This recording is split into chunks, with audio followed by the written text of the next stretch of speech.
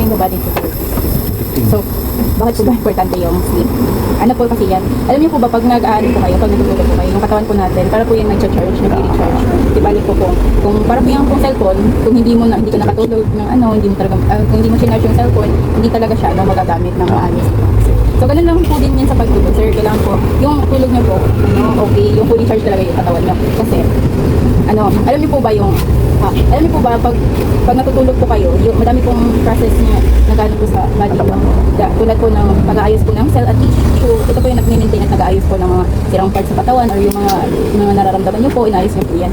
Tapos, at saka nag-regulate po din ng hormones, lalo na po yung growth hormones, ito po yung nakakatulong sa paglaki at saka sa pagpapalakas ng immune system natin. Tapos, at saka nag-improve po ng mga memory, problem, di ba? Kung may maayos ka po natulog, mas improve po yung yung way of thinking at saka yung pag-isip po ng. Tapos, at saka, isa din po sa benefit ng pagtutulog po is, nag-clear po ng mga toxic sa utak. Ito. Bring kami yelo. Dala mo si Dalikis. Yelo. Habang natutulog po kayo, nabilinis po yung utak natin mga domain at ways at nagtutulog ng mga problems, sa pagkalito. Kaya po, sa pagkulang po sa tulog, hindi po natin nagagawa ng maayos yung hindi po nagagawa ng katawan natin yung mga process nito. So, kung hindi po na-charge ng tama yung cellphone, hindi po nagagawa. So, ano po ba yung effect of sleep? Tapos, yung condition po ninyo na called sleep fragmentation po, yung hindi po kayo makatulog dahil sa ingay. Nagigising kayo biglas ng ingay, yung tawag po niyan is sleep fragmentation. Kapag kasi, sir, pag nakatira po kayo sa malapit sa kalsada, syempre maingay po, saka sa ingay ng mga sasakyan na pwede pong magising sa'yo sa gabi. Kaya, ang tawag po nito, pag nagising po kayo sa mga ingay-ingay, yung mga sasakyan, ang tawag po niyan is sleep fragmentation. Opo. Ibig sabihin po niyan, kahit tulog kayo, paulit-ulit po kayo nagigising. Kaya, nakukulangan po yung deep sleep nyo. Tapos kung wala naman po kayong deep sleep, sir, ito yung magano ng stress hormones tulad ng magkaka-stress po kayo. Tapos yung stress po, nagano po kasi, okay po yung stress pag sa only, panandali ang sitwasyon. Kasi yung stress po kasi, meron niyang cortisol na natin na nag-a-alert sa atin. Yung parang daming iniisip, tapos parang, di ba pag stress ka? Kaya, pag may stress ka, tapos, syempre, alert ka, hindi ka nakakatulog niyan kasi daming iniisip. Pero, pag po kasi yan, for a long term, nakakasama po. Kasi, masyado ka ng alert, wala ka na masyadong tulog na yan. Tapos, alam niyo po ba, sir, na ang tulog hindi lang yung basta kasi nagtutulog po yan ng mataas na blood pressure, at heart rate niyo po, na risk po yan na sakit sa puso. Pag hindi niyo po, kaya ngayon, maagapan, nagkaroon po kami ng ganyan, diabetes, masira po din. Lahat pala ibig sabihin kapag puyat ka o lahat pala ng pwedeng mangyari sa katawan mo, delikado. Lalo na po hindi po maayos yung trabaho ng immune system niyo po. Yung sinabi ko kanina, ang daming process. Madali po kayo makapitan po yan ng sipon, trangkaso, buhay, o something na. Pero awa naman ang Diyos. Pero pag hindi po kasi naagapan, pag tuloy-tuloy po yan. Nakakatulog naman. Huwag lang mo ito. Yes. Pwede po yan pag lalo na pag straight po na talaga. Na pwede po yan humina po yung memory niyo. Tapos hindi na po kayo makafocus ng So, ito po yung effect po ninyo. Yun nga po na magkaka-diabetes po kayo. Tapos hindi na po yung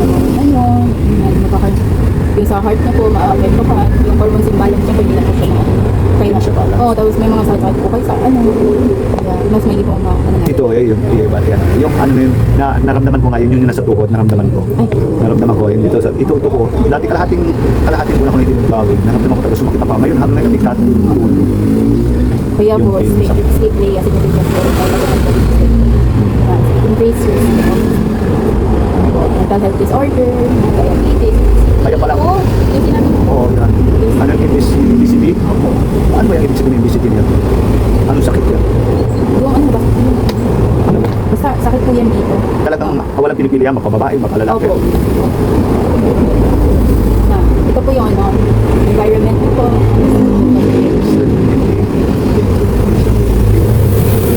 Magkakaroon po, tataas po yung chance na magkaroon kayo ng heart rate, blood pressure, mental fatigue, at saka risk of heart disease and cognitive development. Cognitive po yung yung memory po. So po, ito yung sinasabi niyo po na yung nagigising kayo sa ihi, sleep disturbance of nocturia. Nocturia po is a condition where a person frequently woke up in night to Ano ang dyan? Ano ang halimbawa, siyempre natural naman na mag-iinom tayo. Ano ang yung cause yan, yung ganyan nagigising na nag-ihi? Ano ang cause? Kuan po yan kasi umihi at dadating ko na siya. Kasi nag-advance na. So ano po ba yung nocturia? Para ang nocturia po kasi yan, yung nagigising po kayo para umihi. Yan po yung tawag sa gabi na nagigising po kayo para umihi. Tsaka ano po ba yung epekto niya? Kasi sabi niyo po sa akin, nung una, nagigising po kayo sa gabi para umihi. Tapos nahihirapan po kayo bumalik ng tulog. May tawag po dyan, yan po yung nocturia. Tapos yung mean po niyan is madalas kayo bumangon para umihi at ito yung nakakatingin sa gabi. Dahil po, kapag nagigising po kayo, naghihirapan na po kayo makabalik dun sa deep sleep nyo. Tapos ang pag paulit-ulit po kasi kayo nagigising, nagiging tanhi po ng sa tanhi ng tulog, hindi nyo ma-reflect po yung sa katawan ng tulog. Pagkapagod, pagka-irita, mental fog po sa araw. Okay. Madali po kayo ma-irita niyan pag Pag yung ganun lagi, no? Breathing of more sleep. Chronic poor sleep, leading to serious health problems. Exercise, high blood pressure, type 2. Depression, anxiety, Ibig sabihin na yan ang mangyayari kapag hindi opo. Magkakaroon po kayo ng may overtime, yung physical strength din po, maanapektuhan, Mahina. Tama. hindi na kayo basta-bastang lack of proper sleep. Previous quality. Ito po yung yung nagiging mataas po yung hypertension nyo. Plus, yung tulog po ng type of therapy. Hindi po stable yung hindi po stable blood sugar level nyo po, or blood control. Mataas po yung risk ng depression nyo, anxiety, dahil hindi po balance yung hormones. Ibig sabihin, pwede tumaas ang blood pressure, yung dugo, pababa, taas, baba. Kasi hindi normal yung tulog eh. So, strategy for better sleep. So, improving the sleep. So, ito po yan. Ano po ba ang pwede natin gawin para matulog? No? Hindi po kasi natin basta-basta mapawala yung ingay po sa paligid. Pero may simple po tayong mga hakbang na pwede natin gawin para matunawan po yung sleep nyo. Kahit paano mabawasan. Ito po yung iba, madami pong nagsasabi na tsaka na-research ko po, effective din po yung sa iba. Iwan ko lang po sa inyo. Kasi ayaw nyo po ng earplugs. Gumamit po ng earplugs kasi ito po yung nag-block ng ingay. Oo, para Sa bagay, marami ako rin na sabi pag hindi ko sila katulog. Ang iba naman na iba daw naglalagay daw sila ng earplug, sa may music. Iba naman tinatakpalan. Ay, nakaraan ako na. Kasi ako kasi pag kumagaya ko dito, naramdaman ko, hindi ako, talong ako comfortable. pero isa lang naman po yan. Pero pag hindi po sa inyo, huwag mo natin yan.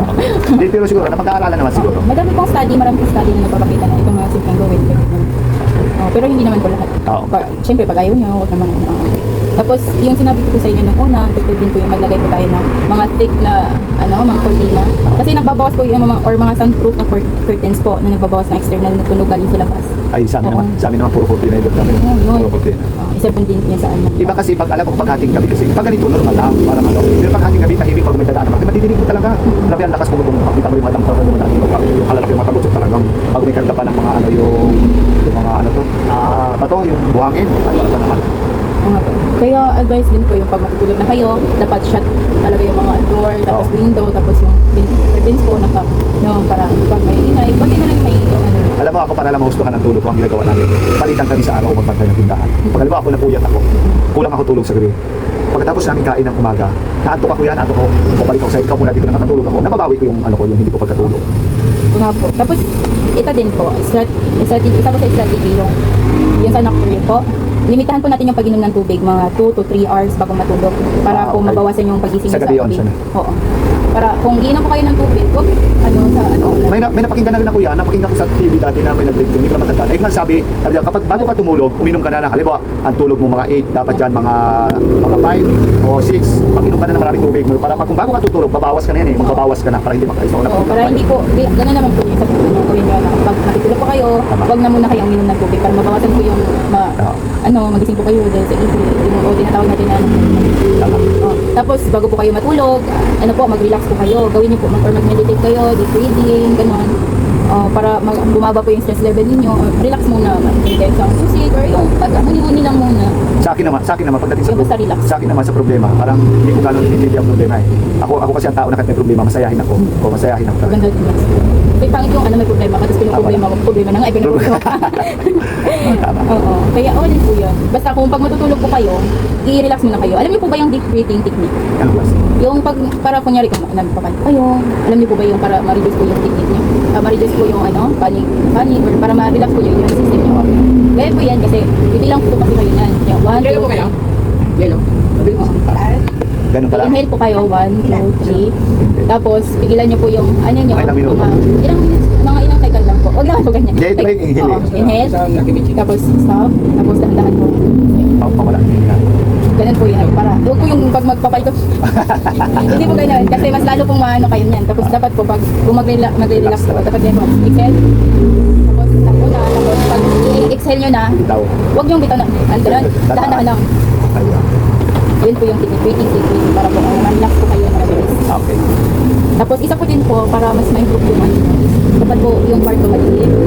Madilim talaga Oo, pag madilim siya. Tapos kung hindi, pwede rin po magamit kayo ng mga lights or red lights. Wala talaga madilim Ganyan, talaga. oo. Yung wala Pero mas talaga. maganda po yung madilim talaga. Oo. Mas nare-relax po yung Kami talaga, hindi kami sanay na ano, kasi minsan alam ko kasi kapitbahay namin nagasindihan pag hindi naging hawin namin ng kortina namin. Kahit na nakapikit kami, parang kaliwanag pa rin na natanaw namin, kaya kami talaga nagpapatay talaga. Yun po tayo. Ay, hindi ako nakakatulog pag may one lights. Kaya ayoko na mag-rooming kasi ano, ay, hindi mapapatay yung lights kung may Tama. rooming ka. So, isa po yun sa ano, yung tamang temperature po, mas may po mas malamig, mas nakakatulog na kayo. Tapos, yung, pag malamig po kasi diba, madali po maka, ano, Iba talaga. kaya pag matutulog po, una, gamit yung mag-earplugs, kung earplugs, hindi naman, Kaya, okay naman. may ibang paraan. May ibang paraan. Meron po, soundproof na cortina, tapos pagkakaroon ng ano, consistent. Dapat po pala may consistent kayo sa pagtulog.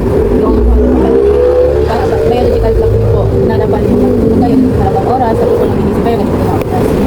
Parang may schedule ka na, o hanggang alas 8 kailangan maghiga na ako matulog. Dapat consistent po yun. Tapos, limitahan niyo yung tubig, uminom ng tubig bago matulog. So, para hindi kayo magising. Ngayon naman, parang hindi naman ako napupuyat ngayon. Kasi wala yun ano kami ng isyuman. Nag-stop muna kami kasi ikaw ano sa iyo. Sabi namin, pahinga na 1 week. Sabi ni ma'am, ano, nag-ano sa amin, ay, masarap ang tulog ko ngayon. Sabi ko yun sa work day, pagpagod. Pero pag pagod po kayo, gawin niyo po yung breathing technique. Tapos pag bago po kayo matulog, i-relax niyo muna. Or yung makinig po kayo ng music. Yung mga music po na pang ano, Religious song. Oo, religious song. Maganda yun, pang relaxer. Hindi ako talaga, dahil wala misis ko. Ako talaga, ayun talaga lagi pag ako bumubukas. Talaga yan ang lagi. Hindi ako sa mga music. Yung basa-basa po, pwede po, nare-relax na minsan. Pero tapos yung, pwede din po yung mga musical na, ano, sounds, music. Ay, mga parang ano lang. Violent, or piano lang, or maganda din yun, sir. Yun yung ginagawa ko pag ano, Pag-stress. yes, nakikinig ng music na ganda. Kunti yung nag-relax, breathing. Kanya-kanya talaga diskartihan kapag may ano kayo na matulog. Ako ganun din, ako patulog din sa araw, ganun ako matutulog ako. Kapag nakatutulog ako, isang dalawa siya. Kaya na, nakatulog na ako. Tapos isa din po sa recommended sa akin din po is sinabi ko po na pag matutulog kayo, mas magandang maligo muna para ano, pag natin Fresh ko po po sa ang katawan. fresh. Tapos yung habit ko po, avoid po mag-screen time pag matulog. Kasi po, alam ko na po yan, sir, kasi pag matutulog ako, nag-cellphone ako. Naku, tagal talaga makatulog din pag nag-cellphone ako. Ako naman hindi. Ako naman, pag sa gabi ito, katulad ako, pag alas 8:30, naliligo na ako. Gabi-gabi yan. Pag ano, pag habang nagpati ako ng buhok, sisip ko na ko yan. Higa ako, pinapataas ko na. Kaya nagkulat ako. Lumagsak na kayo, tabi ko na yun. Tabi ko na para, kasi wag mo palampasin yung antok mo. Kailangan pag nato kayo, tulog mo agad. Kasi pag iniwasan nyo po yung andok nyo, Wala baka na. hindi na kayo Hindi ka makakatulog. makatulog. Kaya, isa po sa advice is yung ano, wag mo avoid screen time before bed. Ensure na yung room po, maingay, at saka malamig. May relaxation. Dapat relax na relax ang katawan. Pwede talaga matulog. Mother's Day. Bakit po ba? Bakit mahalaga po ito sa inyo? Kasi ito po yung ano, kapag maayos po kasi yung tulog niyo, nagkakaroon po kayo ng mas magandang energy. Focus sa araw, malakas po yung resistensya niyo na sa sakit. Oo, maayos po yung mood at saka emotional health niyo po. Hindi po kayo basta-basta nagagalit. O kahit yung mga simple lang sa gawain sa bahay. Pag wala po Masaya. kasi kayong tulog, di ba, minsan ano, parang naiirita kayo. Parang pag wala ka mood, pag magkatrabaho ka, pag magkamali na kasama mo, galit ka na. Ganyan. Tapos, parang mas maganda po itong gawin para makaiwas po kayo sa chronic disease tulad po ng heart problem or diabetes. So, ang pagkakaroon po ng consistent na tulog, magandang tulog is parang po yung investment nyo sa kalusugan niyo. Na kung hindi nyo po maagapan, yung epekto po, mas mahirap na po yung ano, sa hinaharap. So, in summary po. So, Kaya na pala wala sa pa mga. yung summary. So, yung sa summary po, sa madaling salita, ang tulog po kasi ay pinakamahalagang bahagi po Importante sa buhay. na napapaalagaan niya po yung sarili mo, na huwag po yung kuha ng hayaan na dahil ako sa ingay o sa pagising sa baby, maapektuhan mo yung tulog niyo.